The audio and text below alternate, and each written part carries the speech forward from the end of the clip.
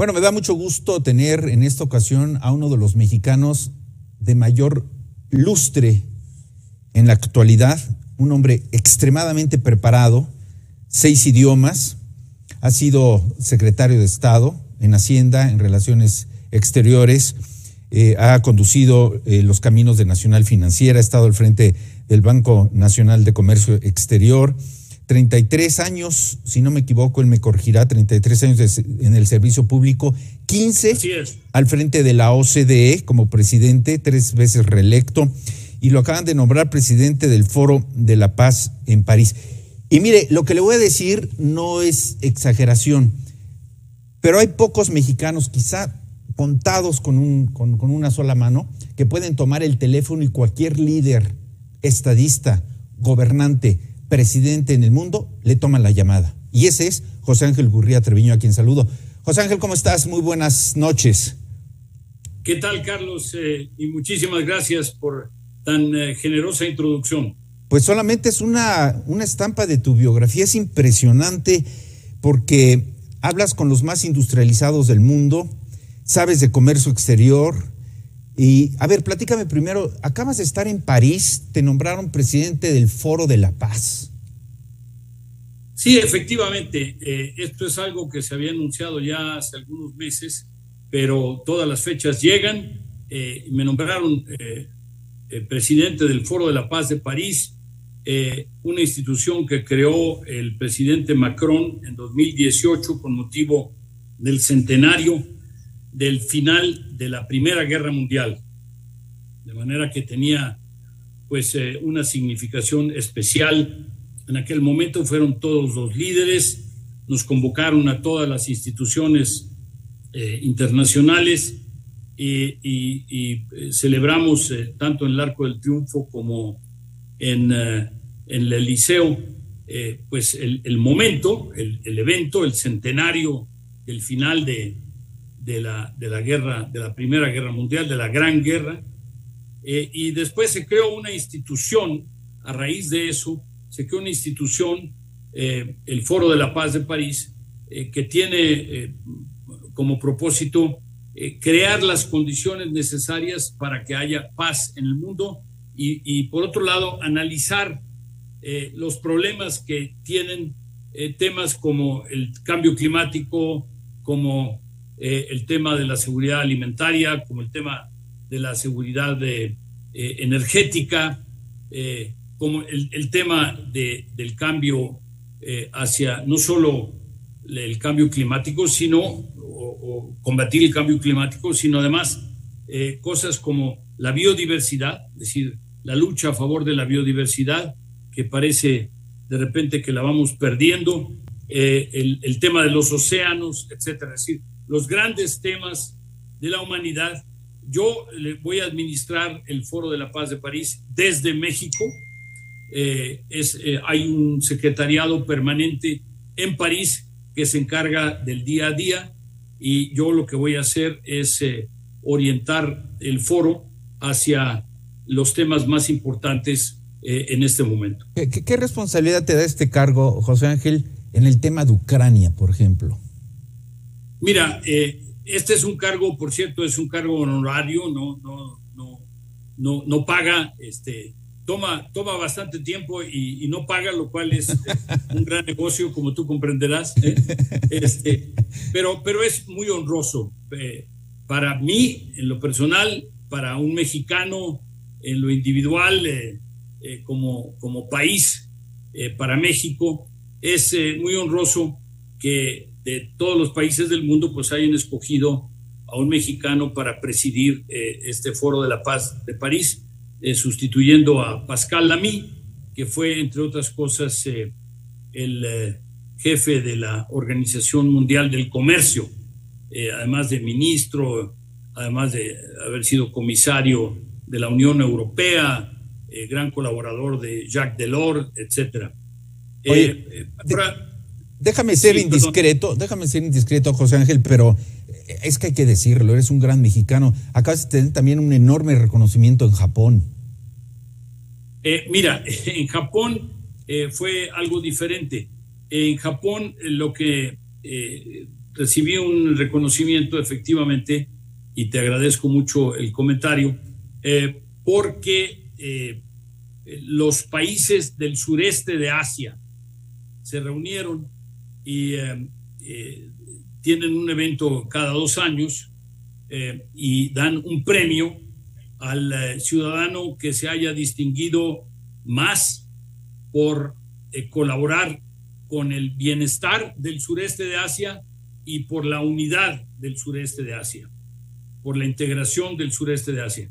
Y pues yo trabajé mucho en este terreno durante los 15 años en que estuve a cargo de la OCDE, y pues me eligieron a mí como el ciudadano del mundo que recibiría en esta ocasión el premio del Foro de Nara. Es en la ciudad de Nara, en Japón. Fue en enero pasado, efectivamente. Muchas gracias. Oye, José Ángel, lo voy a decir yo, lo tengo que decir yo, pero eres un hombre humilde en el trato y muy generoso.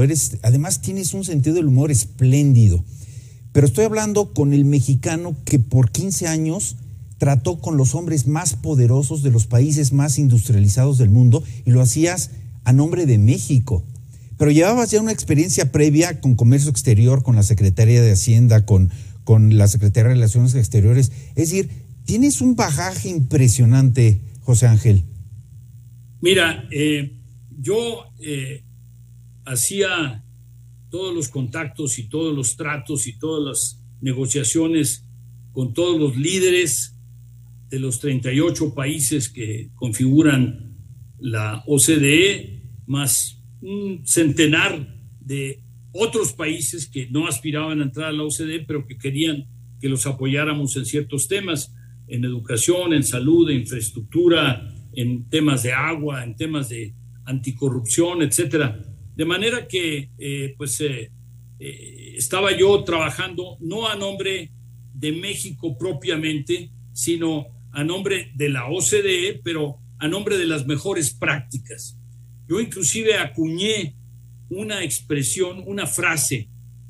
Yo decía, bueno, ¿cómo definir lo que hace la OCDE? Me encontré con que ese era un reto muy grande y acuñamos una frase: Better Policies for Better Lives, mejores políticas para una vida mejor, con la idea de que se trata de inducir mejores políticas, es decir, por buenas que sean, siempre se pueden mejorar las políticas públicas en materia de todos estos temas que hemos mencionado, pero además para producir bienestar.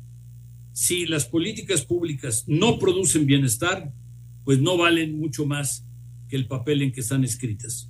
A ver, ya me motivaste a hablar de nuestro país y de lo que está ocurriendo, tu calificación que me vas a dar y las propuestas que nos puedes ofrecer. Pero ¿no es curioso, José Ángel, que siendo tú originario, nativo, representante de un país en vías de desarrollo, para no decir tercermundista, negociaras con los hombres más poderosos en materia industrial? Pues yo te diría que viene con el trabajo. Es decir, una vez que fui electo para ser secretario general de la OCDE, eso es lo que yo tenía que hacer. Lo que pasa es que era improbable que yo fuera electo para secretario general de la OCDE. Eso era la parte pues más complicada, más difícil. Finalmente lo logré. Eran 6 candidatos, todos ellos de países industriales y todos ellos de países desarrollados, y el candidato del país en desarrollo, el único país en desarrollo en ese momento de la OCDE.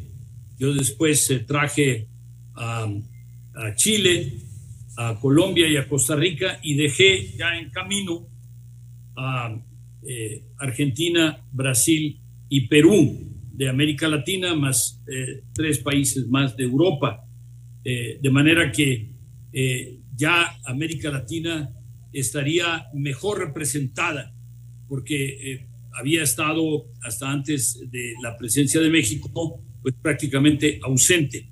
Entonces yo hablaba con todos estos jefes de Estado y de gobierno, con todos los ministros, como jefe de la OCDE, y ellos como tal, pues me escuchaban, me reconocían, pero al final, Carlos, la única manera en que los jefes de Estado y de gobierno te van a respetar, te van a recibir, te van a escuchar, y más importante aún, van a escuchar tus recomendaciones, es que éstas tengan sustancia y que los ayuden a ellos a resolver sus problemas de todos los días.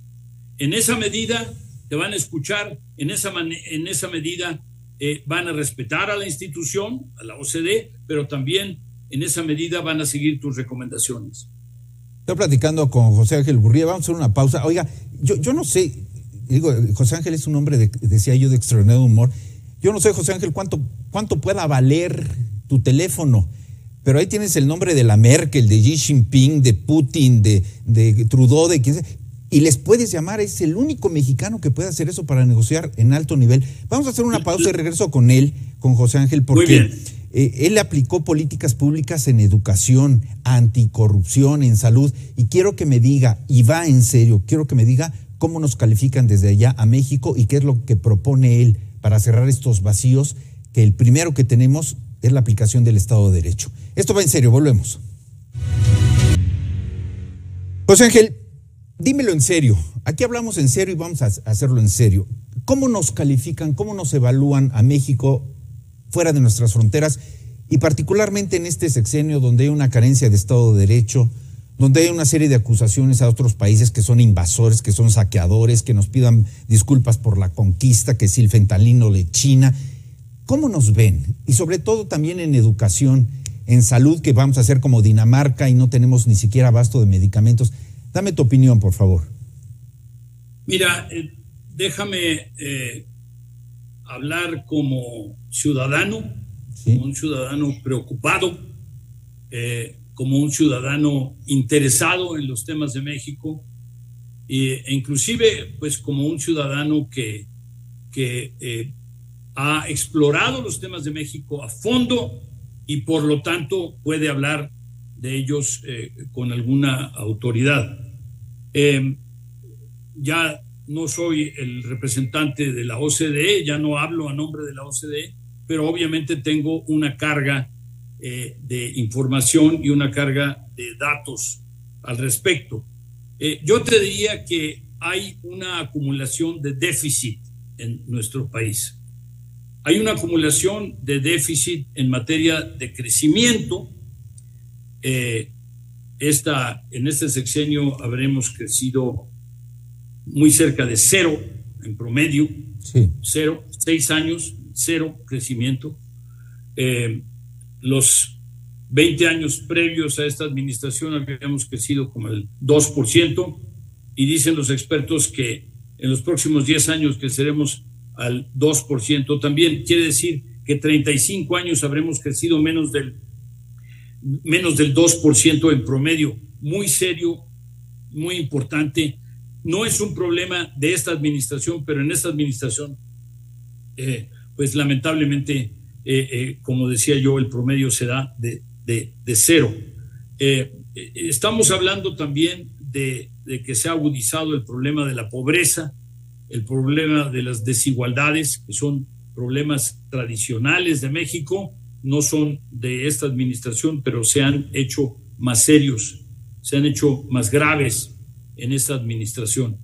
Estamos hablando también de muchos problemas que son también atávicos, pero que han venido agravándose en el tiempo, como el tema de la productividad, ajá, el tema de la competitividad, qué tan atractivo es México como país para invertir aquí, y también estamos hablando de temas como el tema de los jóvenes, el tema de las oportunidades para los jóvenes, el tema de las mujeres, es decir, qué tanto existe la paridad, no solo en cuanto al legislativo, que ahí se tuvo que legislar, sino en cuanto a la paridad entre hombres y mujeres, en cuanto a las oportunidades. Oye, perdón, José Ángel, pero incluso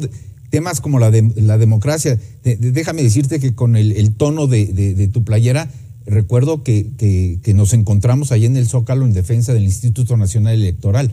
Entonces estamos hablando también de problemas serios de democracia en nuestro país. Lamentablemente, este es un problema muy serio, muy severo, muy actual, y tiene que ver con los ataques que la actual administración ha lanzado en contra del INE, que había logrado ganarse la confianza de los mexicanos a lo largo de varias décadas de transformación, de hacer cada vez mejor las cosas, y que hacía tres cosas muy importantes. Primero, fijaba las reglas electorales. En segundo lugar, se aseguraba de que se observaran las reglas electorales, pero tercero, decía quién ganaba. Uh-huh. Eso francamente es algo que ya quisieran los americanos, tener un INE, ¿no? Sí. Y estarían en mucha mejor situación el día de hoy. Pero tenemos además problemas muy fundamentales derivados sobre todo de la actitud que ha tomado esta administración respecto de la sociedad mexicana, en que el líder político de este país tendría la responsabilidad de aglutinar, tendría la responsabilidad de unir, tendría la responsabilidad de lograr la unidad de todos los mexicanos para que abordemos los problemas de la salud, de la educación, de las desigualdades, de la inflación, etcétera, con mayor éxito. Y sin embargo, lamentablemente hoy encontramos una sociedad fracturada, fragmentada, cada vez más dividida, y hay que trabajar mucho en eso. ¿Y qué propones? El próximo gobierno va a ser un gobierno ingrato, va a ser un gobierno difícil, porque va a tener que reconstruir. ¿Qué propones, José Ángel? Te noto con preocupación en estos temas. ¿Qué propones? Mira, el tema del crecimiento se recupera con confianza. En la medida en que hay confianza, hay inversión. Si hay inversión, hay crecimiento, hay empleos, hay exportaciones, etcétera. De manera que tenemos, en el fondo, un déficit de confianza, tanto de los inversionistas mexicanos como de los inversionistas extranjeros.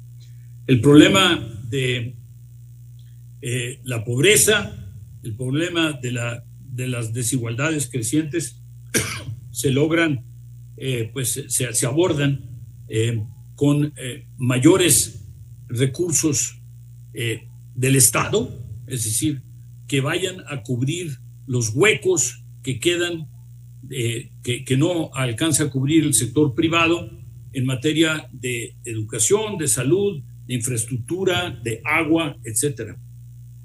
Y te diría que muy particularmente, yo abordaría el tema de la salud y la educación, porque con este cambio de instituciones, pues hemos dejado sin cobertura entre 15 y 16 millones de mexicanos sin cobertura de salud, y lamentablemente las pruebas de PISA que llevaba a cabo la OCDE pues demuestran que uno de los países más afectados durante la pandemia en virtud de su sistema educativo fue México. Oye, no quiero ser pesimista, pero ¿hay solución? ¿Tenemos expectativas para salir adelante? Siempre hay solución. Siempre. Porque siempre hay mañana, siempre hay futuro y siempre hay esperanza. Pero se tienen que adoptar las buenas políticas públicas. ¿Y te ves tú conduciendo esas políticas públicas para México en el futuro? Absolutamente, me veo conduciendo esas políticas públicas, me veo conduciendo esta pues muy ingrata administración que seguirá a la actual en cuanto a la reconstrucción de las instituciones, de la economía, de la sociedad. Es decir, el sexenio siguiente, sea quien sea, va a ser un ciclo muy difícil para salir adelante. Hay que volver a arrancar el tren. Y no estoy hablando del Maya, fue figurativo. Efectivamente, será una administración ingrata, difícil, pero pues eso es lo que yo aprendí a hacer, tanto en la administración pública, 33 años, como en 15 años en la OCDE, resolver problemas, abordar los problemas, encontrar dónde están las soluciones, porque siempre alguien ya resolvió el problema antes que nosotros.